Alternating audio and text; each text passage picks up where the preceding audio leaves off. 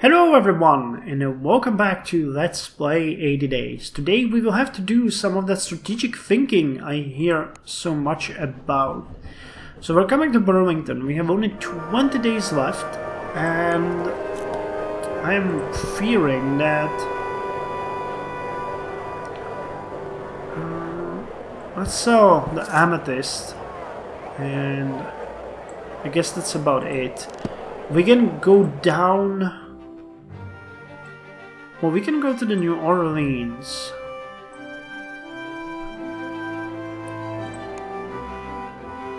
At 6 p.m. The Dark Queen, 190 pounds. Okay, we have to go. There's no way we can, get that amount of money that we need to get from New York to London. We boarded the Dark Queen, a twin-decked, 6-boiler stern wheel bound for New Orleans. The Mississippi was famed for the luxury of her steamboats, but also for their unfortunate tendency towards catastrophic boiler explosion. I felt lucky, though, and quite certain that nothing ill would befall us on our journey to Crescent City. We were certain to do a good turn, were we not?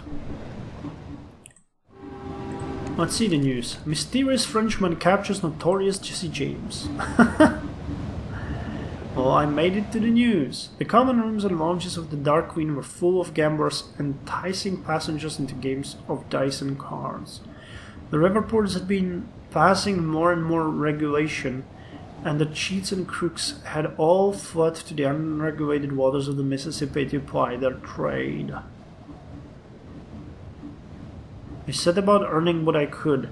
Could be a good choice if we don't get screwed over by the game. Let's try it. I set about earning what I could with unscrupulous card playing, using everything I had learned from the cool calculations on Monsignor Fogg. I did well enough, earning a few £100. Oh wow, we have 1,000 now! But by the end of the evening, no one wanted to play against me again. There is no fresh meat aboard such a boat. Day 60, Monsignor Fogg murmured that night in his sleep, and still some distance to travel.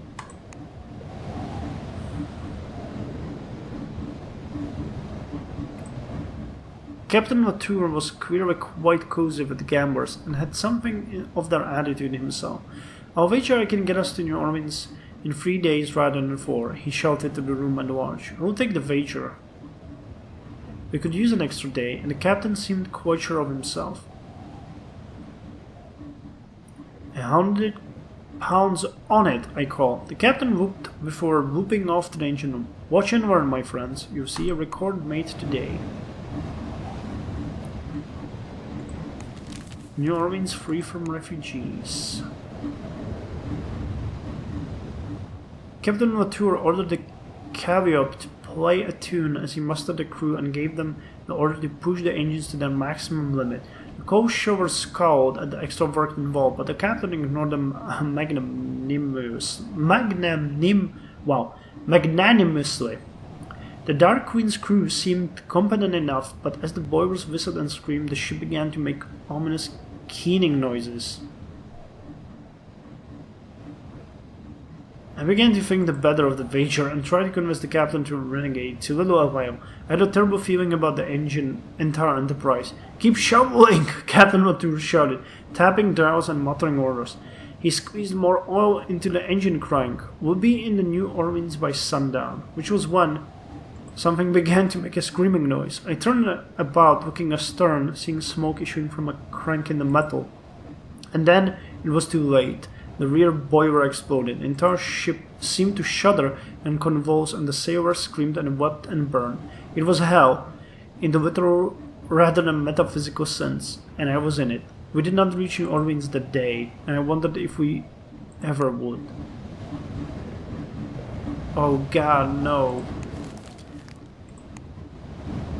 Well, that was a bad fucking choice. None of the sailors died yesterday, though some no doubt wished they had. A much chastened Captain Latour moored the ship and organized boats to take them to doctors ashore. Monsignor Fogg and I were unharmed, at least physically, but there is no music or laughter on the Dark Queen's deck, and even the hardened gamblers played in hardened respect. A64.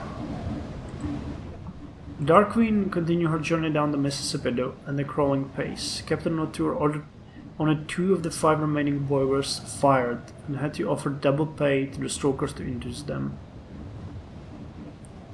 What a waste this is, I said, disgusted with the Monsignor thought. The master regarded me thoughtfully. Captain O'Toole took a gamble, and this time he had lost, that is all. I was speechless at his cold hardness, thinking of the screams of the sailors. Passepartout, Fox said softly, seeing my concern. We all must gamble.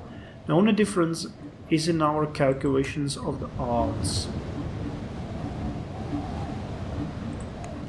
New Orleans in a row over cattle.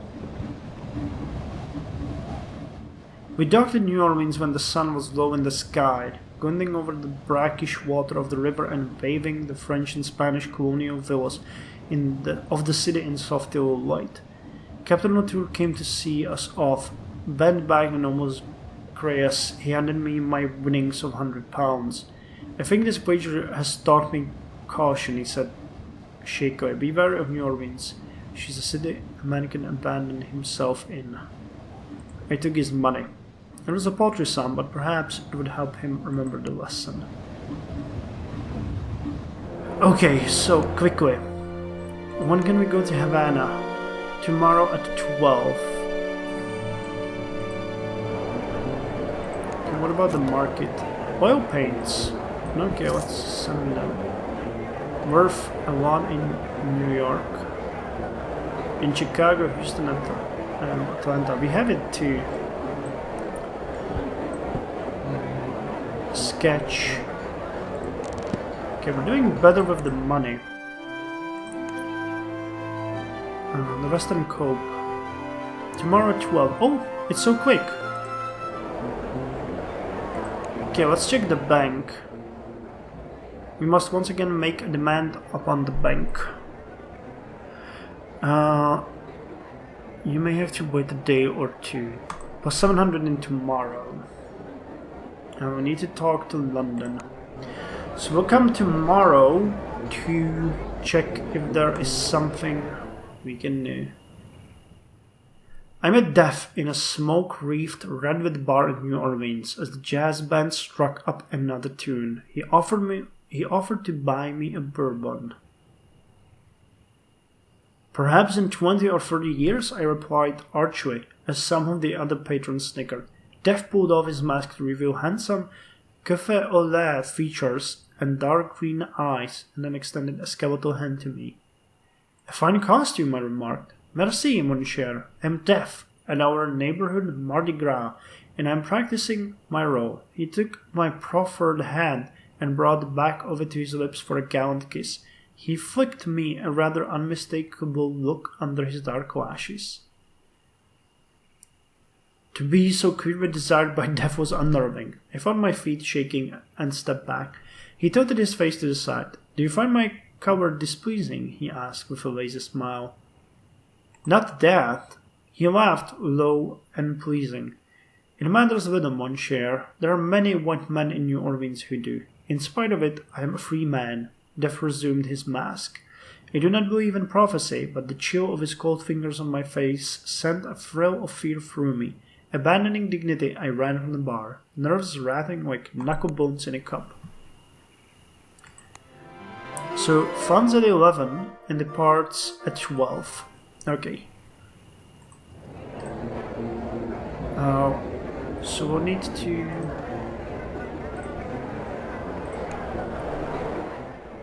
We collected our funds. Oh no! In 2 days. No charge to my... Oh god! I lost a day. It took 2 hours. Well, let's explore the city. That was a stupid mistake. To Atlanta? Or to Port-au-Prince? I spent a few hours in exploration.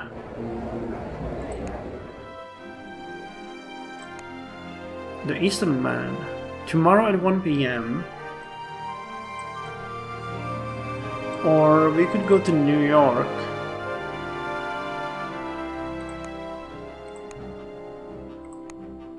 320. Arrives Monday. Arrives Saturday. I think we're gonna go to Port-au-Prince and hope to make for Lisbon from there. That seems like the best possible choice. Wait, can we... 4. Okay, we have 4 pieces of luggage, I think. God damn it.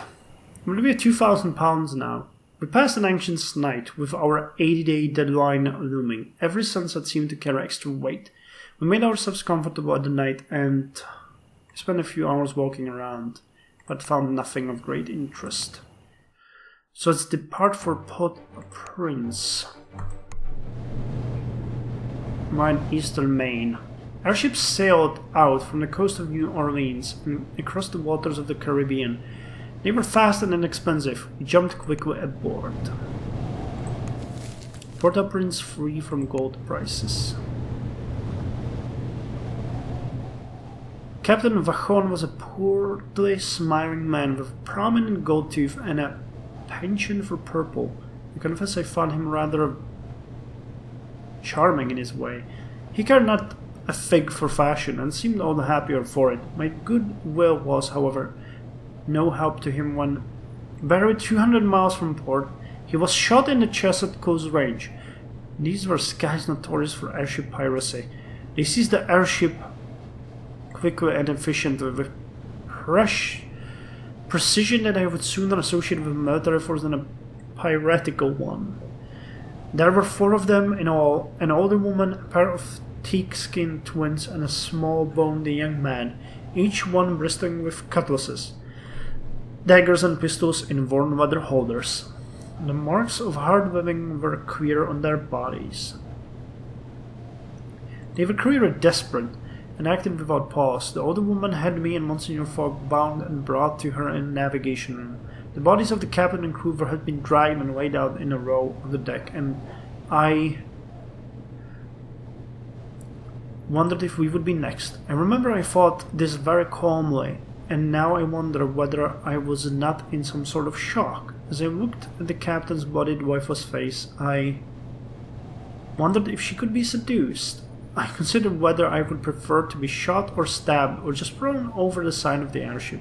Such strange calculations. "We are going for Port Royal," the older woman said, her lower lip disfigured by a scar that slashed the length of her face.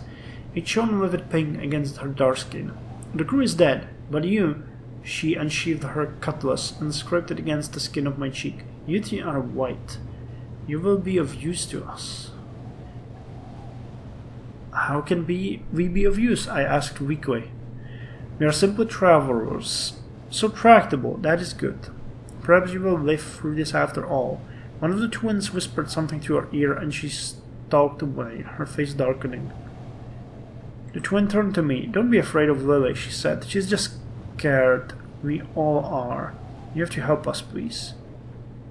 "I'm not afraid," I lied unconvincingly. Twin nodded. "Good. We'll need you brave." "Well, Passepartout," my master murmured, "this is an unforeseen turn of events." Okay, so Port Royal instead of Port-au-Prince. The knitted gloves could be sold handsomely here. Port Royal had once been an infamous pirate port, a nexus of illegal trade, drinking dens and prostitution. Now it was far more notorious for the pirates who had been strung up from the gallows overlooking the harbor. The next pirate scheduled for execution was the captain of the bloodthirsty band who had taken our airship. "And you're going to help us rescue her," Lily said grimly, her dagger digging into my back. "You are very loyal for a pirate," I remarked. Lily sneered. "You think we aren't capable of loyalty, just because we kill and rob and steal?" "And that is exactly why. You see these fine mansions, these beautiful paved streets, these imported trees, all the Port Royal is built on the blood of slaves. But that's not stealing. That's not robbing or killing. That's just business." Lily ground her teeth. "Well, being a pirate is a business too." "Tell me the plan." "Very good," Lily nodded. "We will go to the prison and you will demand to speak to Dominique, that is, to Captain Ledoux. I have a forged letter of authorization from the governor, and your master is so English that they will not question him. We will take Dominique and shoot our way out. This is not even a proper plan. I do not care, Lily gritted out. Annalise and I will pose as your slave girls. We will have a dagger to your kidneys at all times. Do not think I will hesitate to kill you. Your wives are nothing to me beside Dominique's. True to your word, she marched us to prison. 2 British soldiers were standing a lazy watch outside. I presented our letter to them, and we were taken inside the dank, stinking place. Captain Ledoux was in a small cell and looked up slowly when we entered. Her eyes found Lily's, an expression of mingled hope and uncertainty lit her features. "You stupid woman," she said roughly to her. "You shouldn't have come." I fought to distract the guard, but before I had finished my thought, Lily reached inside her jacket, took out her pistol, and shot one of our escorts in the head, while Annalise brought the butt of her pistol down to the other. Everything seemed to happen all at once. Annalise seized the captain, and we broke into a run. Pistol shot rang out all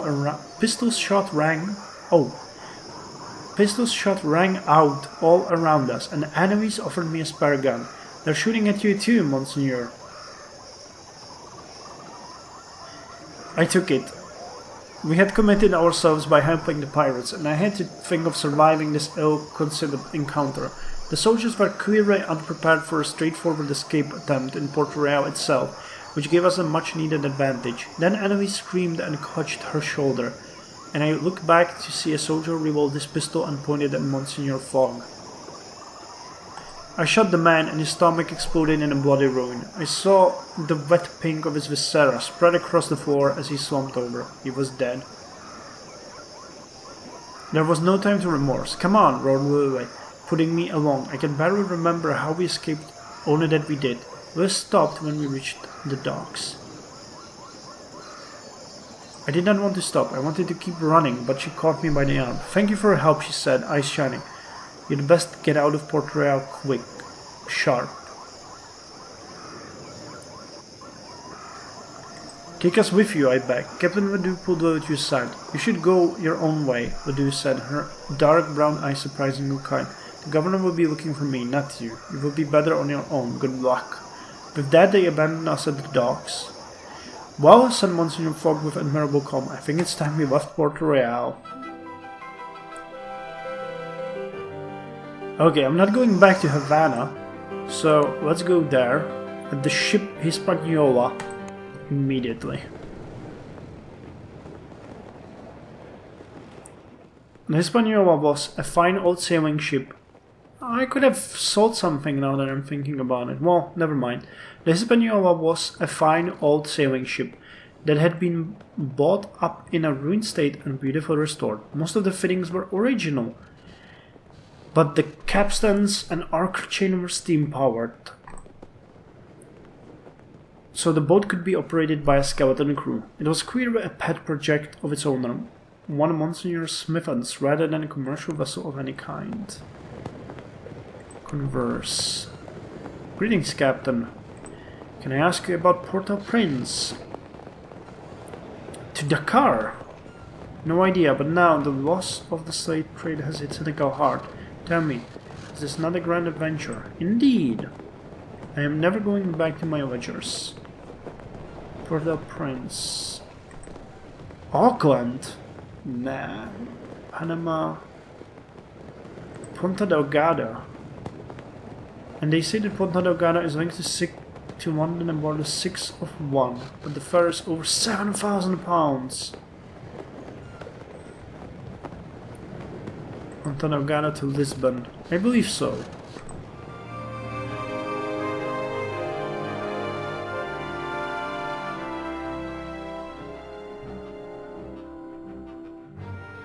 That is just crazy. I join our pilot on the deck. "What is this boat for?"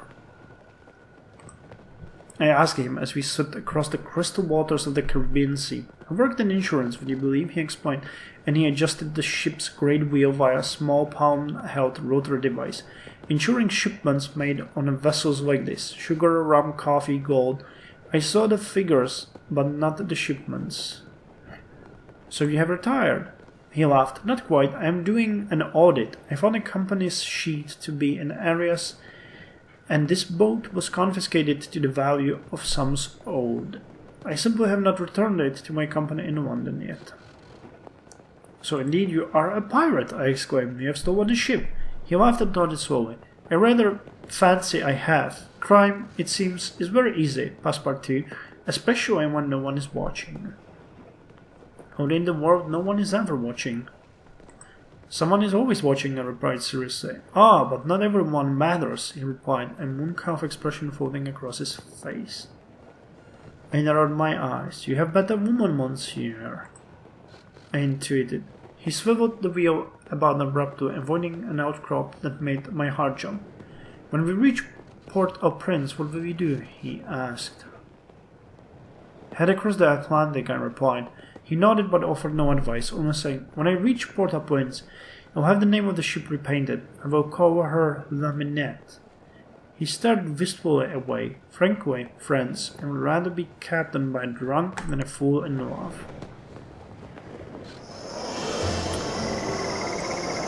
So what can we sell here? Wax cylinder, the traveling cloak, Freetown, balloting set, Atlantic timetable. Show me, game. Show me.